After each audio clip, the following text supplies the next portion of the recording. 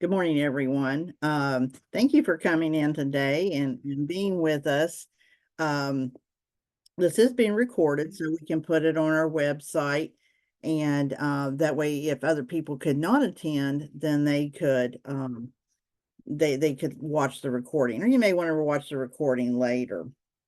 Well, the reason we're doing this is we've been doing some informal reviews as we've gone along in the last year, just looking at different cans and we've noticed a few things, and we've had some conversations with some problem areas.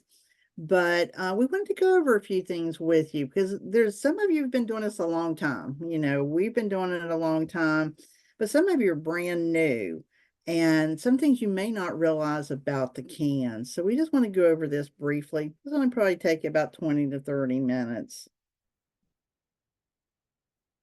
So it's titled "The Child and Adolescent Needs and Strengths Cans Tool." Isn't it just a form I have to fill out? Well, it really isn't, and that's what we want to talk about. So much more is done with the cans. So there's some misconceptions about the cans in West Virginia. So we're going to go through each of those.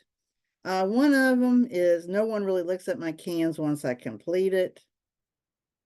The cans I complete is not useful in treatment planning. The cans really doesn't need to be done on time.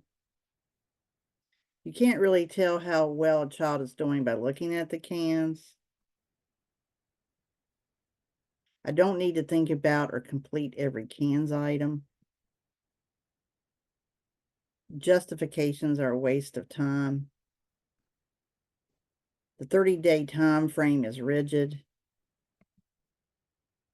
The cans is easy. I just hand it to the family and they complete it. I don't really have to answer the additional questions I'm asked. So we're going to go through each one of these today and watch a couple of videos and also talk about some additional training that may be in the future. No one really looks at my cans once I complete it. So if you do not realize that your one cans is being used a lot of different ways, then you don't realize that. It is. It's been used by a lot of different people. So one cans can be used in multiple ways. One of the things the state is looking at, and we look at it at Marshall and WVU looks at it, and the state are as outcomes monitoring. So we may be actually looking at a program and seeing how well they're doing based on the cans and if the cans items are changing. Level of care determination. Now we do this at Marshall and Centra does it, which used to be KeyPro, and the state. So they're looking at what level of care is being recommended based off of the cans that you do. Intensity of youth. State and Marshall University are working on this, of looking how you use the cans and identify which youth are more intense, which then affects your caseload. Youth who run away had a big project last year where the state and Marshall worked on youth who ran away and trying to predict what cans items and what issues reflected that a youth would run. So we actually used residential cans and wraparound cans. Anytime a kid ran, we used that to look at the data and to predict runaways. Quality assurance, we do that at the Marshall and the state. And then there are some agencies who actually use this and look at outcomes themselves. So your one cans can be used in a lot of different ways. So accuracy is really important. The cans incomplete is not useful in treatment planning. The cans is very useful in treatment planning. Now, if you are a wraparound facilitator and you're watching this or you're here today, we do not want to use the cans the same way in wraparound that we use for all other programs. Because a need in wraparound does not equal a need on the cans. So if you're a wraparound facilitator, you will not be using it the same way I'm getting ready to talk about. You should be using the cans in your treatment plan, service plan, action plan, whatever you call it. We've been doing this for a while and we've been training it for a while.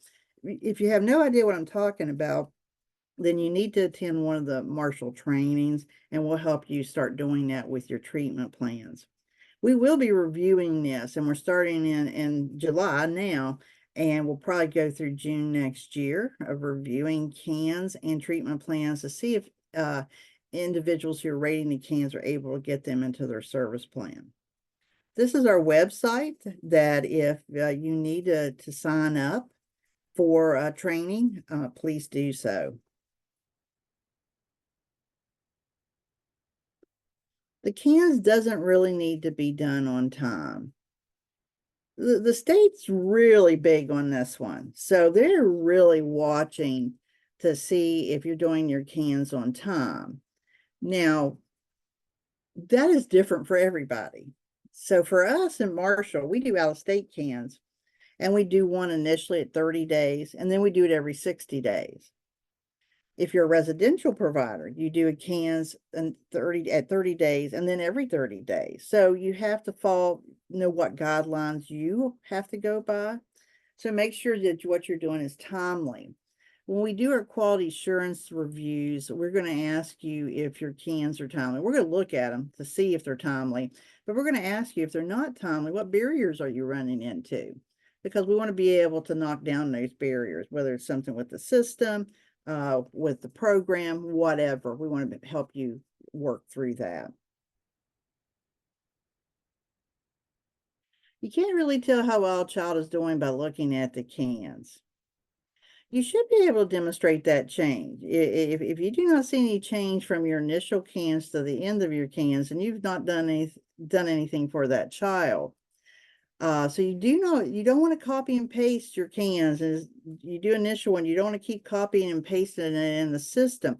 We want to see change, because that's what TCOM's all about. T stands for transformational, and it's about transforming that child's life. So you want to make sure that you are seeing changes, and if hopefully you are. It is important to see the same improvement in cans items in the treatment and service plan. So if the kid's improving on their treatment plan, but you don't see any improvement on the cans, then it's not jiving together. They both should go together. So make sure you're paying attention to what's being reported on the treatment plan and what the cans they should look like. Use a storyboard with the family, or use it in other ways, and we can provide TA with that. We're going to watch a video about the storyboard here in a second, but we're going to ask you a question too when we do our quality assurance reviews. We're going to ask you if you're using the storyboard, and that's just so we know who's actually using them and how they're using them.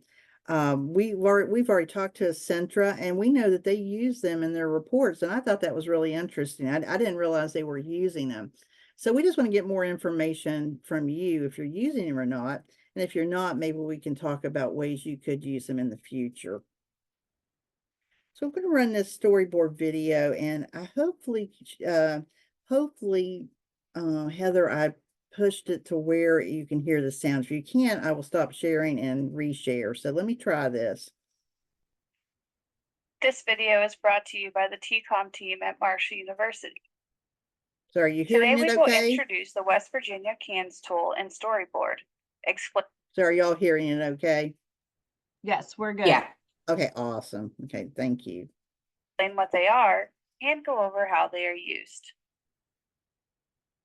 The CANS, or the Child and Adolescent Needs and Strengths, is a tool used to combine all the important information about your family and store it in one central location.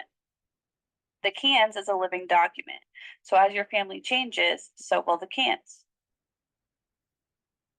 In order to score the CANS, your caseworker or service provider will collect information from other sources. Some examples include family, teachers, old assessments or case files, therapists, and court documents. The CANS tool is separated into different domains, but you can think of them as the different chapters of your family's story. The domains, or chapters, include exposure to potentially traumatic or adverse childhood experiences, symptoms resulting from exposure to trauma or adverse experiences, child strengths, life functioning, acculturation, child behavioral and emotional needs, and child risk behaviors. A numeric scale is used to assign a number to each item on the cans, and each item will either be referred to as a need or a strength. When we are looking at needs, the rating of a 0 would mean no need was identified. The rating of a 1 would mean that there is a history of a need, we want to prevent a need, or we want to keep an eye on something. The rating of a 2 would mean that a need is causing problems and needs to be worked on. And the rating of a 3 would mean that the need is causing serious problems that need to be worked on and addressed immediately. When rating strengths, the rating of a 0 means that the strengths are already being used. The rating of a 1 means that the strength is helpful and can be used. The rating of a 2 means that something could be a strength if we work on it. And finally, the rating of a 3 would indicate that there are no strengths in this area. Let's take a look at Mary and her family. Mary is having some trouble with truancy due to witnessing a fight at school. This is causing tension between her and her family. We will be using Mary and her family as an example throughout the rest of the video. Now that we have went over the cans, let's take a look at the storyboard. The storyboard is created using the can scores, and it is a snapshot of your family's story. The storyboard is used to keep track of the progress made by your family throughout your time in services. While using the storyboard, we should be able to determine whether or not any goals have been established, if any progress has been made towards achieving those goals, or if we need to make adjustments to the current plan.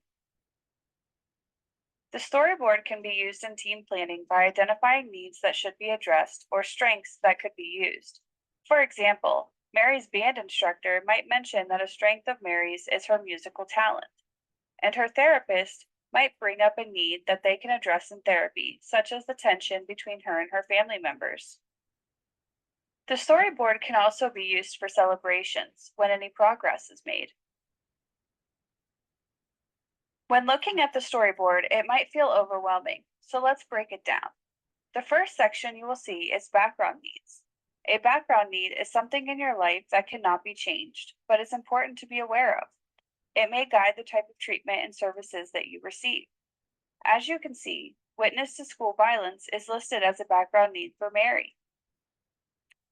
The next section is child needs, which are the needs identified through the cans that could benefit from support. These needs have been rated at least a 2 or a 3 on the cans. The rating guidelines are also listed here, just in case you need a reminder of their meaning. As you can see, there is a spot for the item rated, as well as the first and most recent can scores. If you look at the child behavioral and emotional needs item, anxiety, you will see that Mary's first cans rating was a 3, but her most recent was rated at a 2. This is how the storyboard tracks any progress made by you and your family. The final section of the storyboard is the child's strengths, and it is laid out the same way as the needs. If you look at spiritual and religious, you will see how Mary was able to increase her strength in this area. Mary and her family were able to use the cans to identify their needs and strengths, and the storyboard to track their progress. With the use of these tools, as well as the support of their service provider, we can see how much their life has changed since receiving services. In summary, the cans is used to keep information about your family organized in one place. It is used as a guide or a storybook to create a storyboard for your family. And the cans in your storyboard show you how your family changes over time. If you have any other questions about the cans or the storyboard, please ask your caseworker or service provider. You can also visit the Parade Foundation website at www.paradefoundation.org or the Marshall University TCOM website at www.marshall.edu/COEFR/TCOM. Thank you for watching.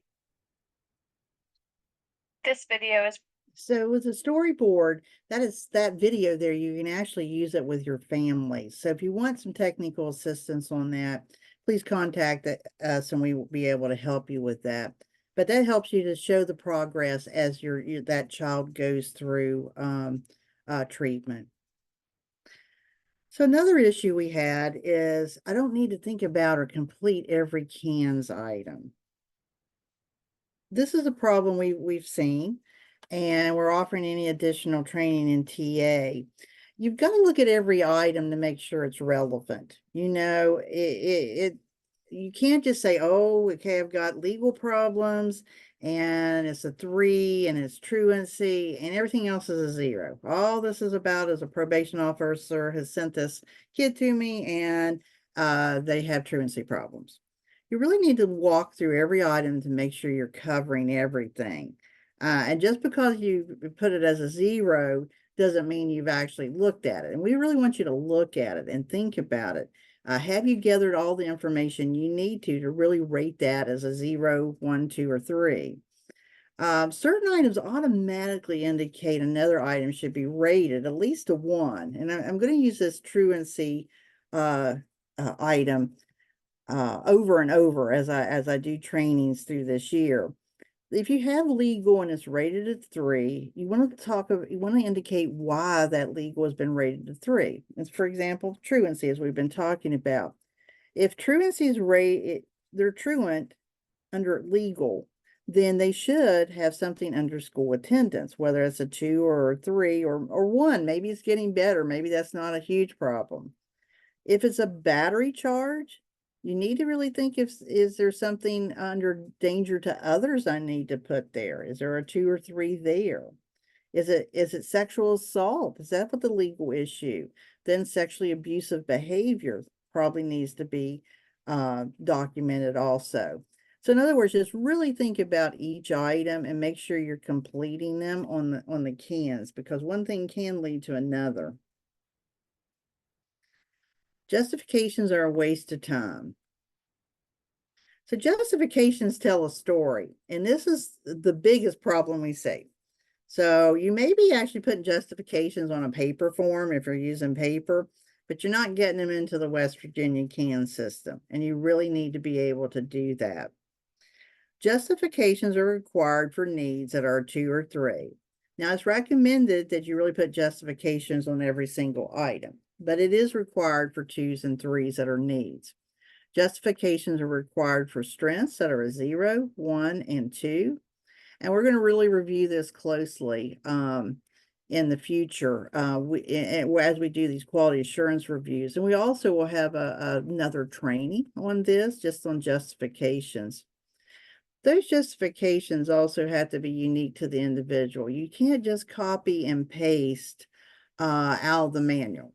So here's an example of this. For oppositional behavior, let's say you score this kid a 2. The anchor actually says this rating indicates a child has moderate problems with compliance with rules or adult instruction.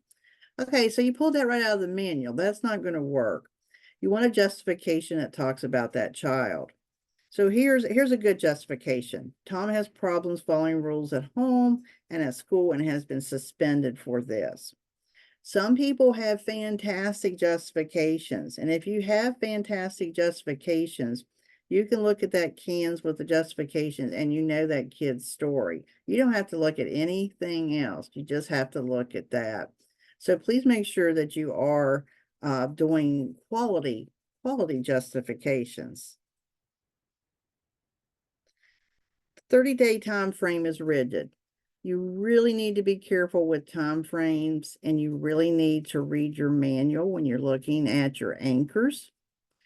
Some of the anchors, like in risk behaviors, are all over the board when it comes to time frames. So you need to really watch that. It's usually 30 days because we want to keep things fresh. But at the same time, you want to do what makes sense. So in this example, we have fire setting. So if Tessa used the match and caught the couch on fire when she was 6, but now she's 13, you wouldn't even rate that kid. That would be a 0. I mean, you probably didn't aim to do it with plain you. It depends on the kid's history and the relevance of it. But you would rate Tessa if she used a lighter to catch the curtains on fire a few months ago, even though it might be a 30-day window. So don't be so rigid on that. If this is something you still need to watch and you think it's going to be a problem, then you want to go ahead and rate it At least a 1, but you may want to rate it a 2 or 3 if it's something that's going to be addressed. So it's what this next video has to do with actions versus anchors. So your anchors are those descriptions in your manual, what's described under 0, 1, 2, and 3. And that's where it'll tell you 30 days, 60 days, whatever, lifetime.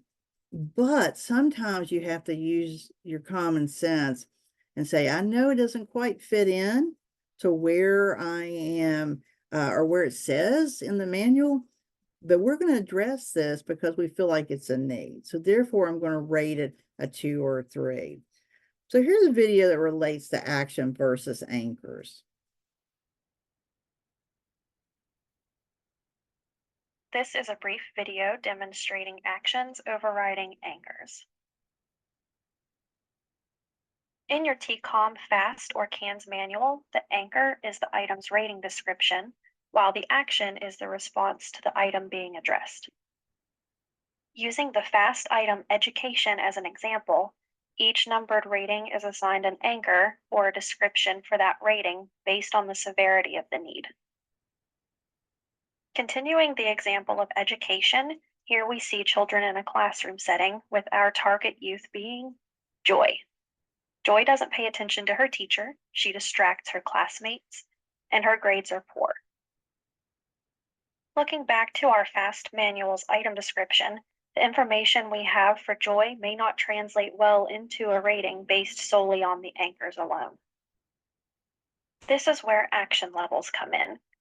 Instead of basing a rating on the anchor included in the manual's description for the item, it may be more helpful to consider within the context of that anchor which action you would take in order to assign a rating instead. For example, if you have a rating of a 0, you would probably ask yourself whether or not an action is present. For a 1, you may ask, would I check on this or think about it? For a 2, you may ask, would I intervene or refer for an intervention? Or for a 3, you may ask, would I immediately intervene? In some cases, it may be more helpful to instead consider using an action level within the context for the anchor. For Joy, an intervention would be appropriate, so we'll rate her a 2. Using action level 2 and providing an intervention based on that action level, we should see some improvement in Joy's education.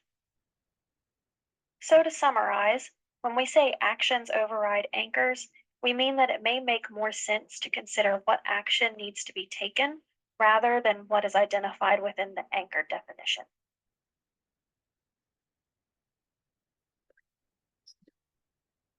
So that's real important to remember. And we train this when we train, when Marshall trains how to get your items into a service plan. But if you need more help with that, please let us know and we will help you with that. Jesse was there in that video talking about the FAST, but it's the same as the CANS. The only thing with the FAST is when it comes to education, where in the CANS you have it separated out of school performance, school attendance, and school behavior. In the FAST, it actually lumps it all together. Okay, so the next one is the CAN is easy. I just hand it to the family and they complete it.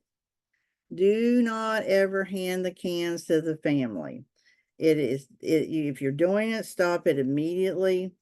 You got to think about what you just did. First of all, you have to be certified to complete the CAN, and the family's not certified. That's pretty confusing to a family if you just hand them the manual or you would hand them that rating form.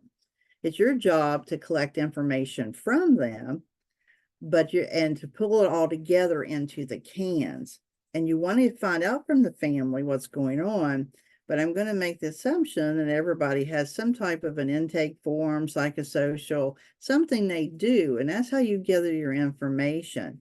Now, you do want to share it with the family once you have completed it. And we're going to probably help out a lot with this. I don't think everybody does this.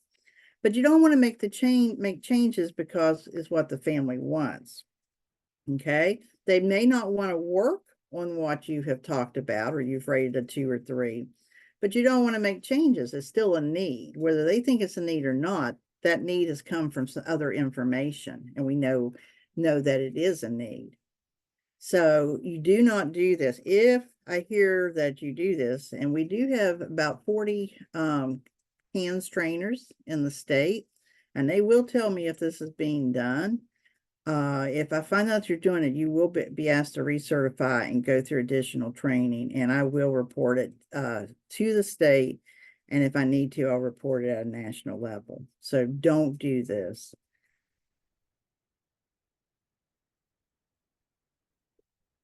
I don't really have to answer the additional questions I'm asked. There's 3 little questions.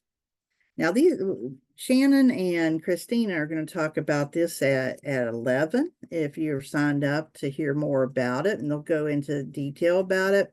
But you've got to answer these questions, and you've got to answer them every time you do a CANS. We're changing the system, the West Virginia CANS system, so it will alert you that you need to answer these questions every time you enter a CANS into that system. But we must know that if the child has a current viable caretaker or not. We need to know if the youth is going to live with a caregiver who's open to intensive community services. And we want to know, has the youth had either an unsuccessful episode of intensive community treatment or no such treatment is currently available. So you must answer those questions. It affects the decision support model, and that's being used by, as I said, Marshall, Centra, Aetna may use it also. So quality assurance reviews, these are beginning now. I've sent out emails. I think it was right before we went on holiday. And I will be presenting on what the details of that are at noon today, but it will be recorded if you can't be there. And we'll be in touch with you really soon about those reviews. And the training at noon will go through expectations and what trainings are provided there.